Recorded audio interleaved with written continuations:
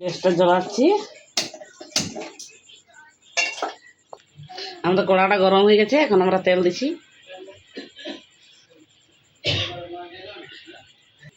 তেলটা গরম হয়ে গেছে, আমরা এখন পেঁয়াজটা দিচ্ছি।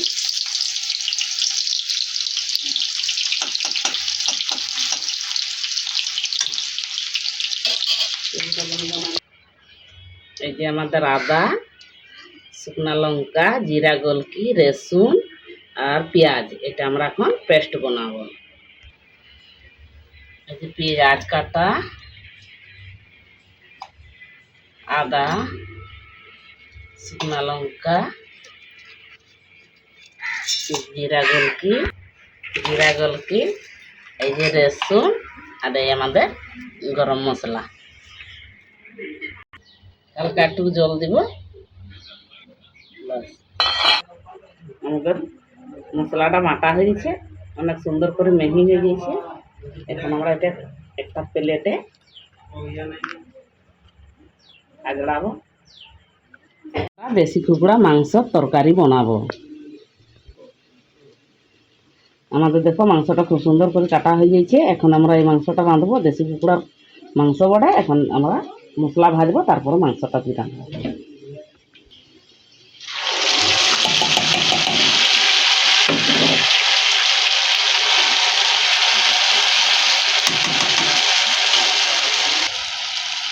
হলদি গুঁড়া 1 চামচ,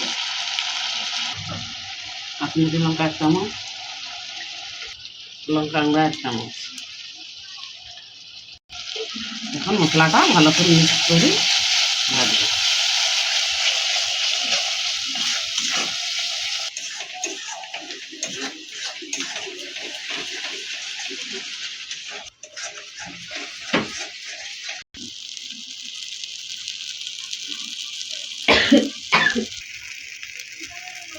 মশলাটা কি সুন্দর লাল হয়ে গেছে। এখন আমরা টমাটোর পেস্টটা দিব।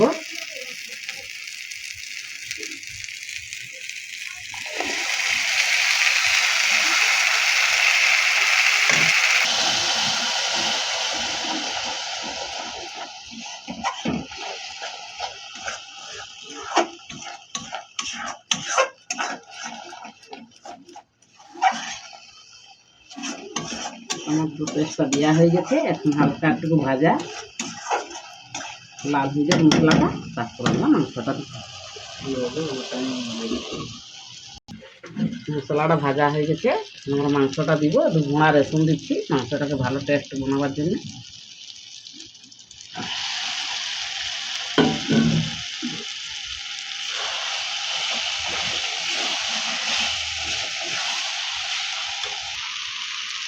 স্বাদ অনুসারে নুন দেব।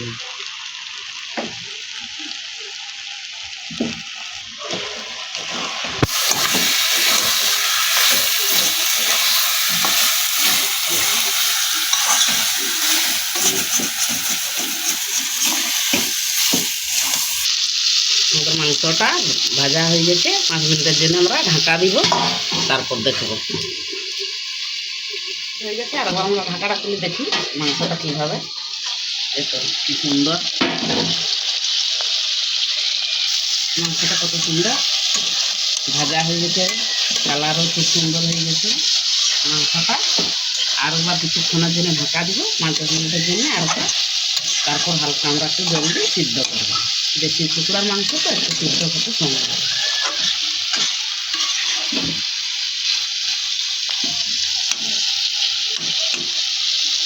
আর একবার ঢাকা দিব 5 মিনিট। 5 মিনিট হয়ে গেছে, আমরা ঢাকাটা খুলে দেখি।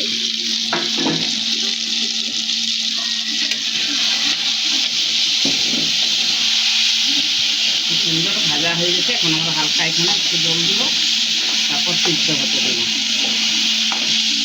এখন আমরা জল একটু দিয়ে দিচ্ছি।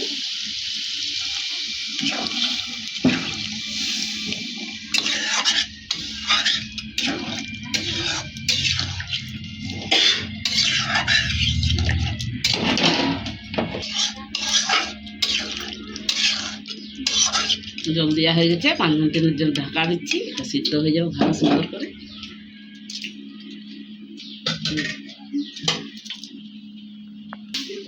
তারপরে তরকারিটা হয়ে গেছে, এখন আমরা ধনে পাতা দিচ্ছি, এখন আমরা নামাবো।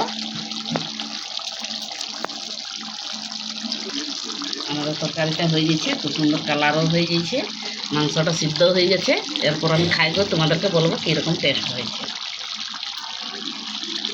তরকারি রেডি হয়ে গেছে, এই যে একটু সালাদ কাটিছি, আর এই যে আমাদের মাংস তরকারি। এখন আমি খাইবো, বাতাবো তোমাদেরকে কীরকম টেস্ট হয়েছে।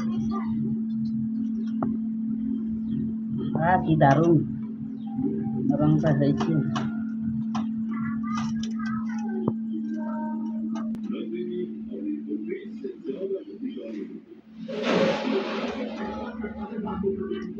দারুণ টেস্ট হয়েছে, তরকারিটা খুব মিষ্টি হয়েছে, দেশে পোড়া মুরগি না।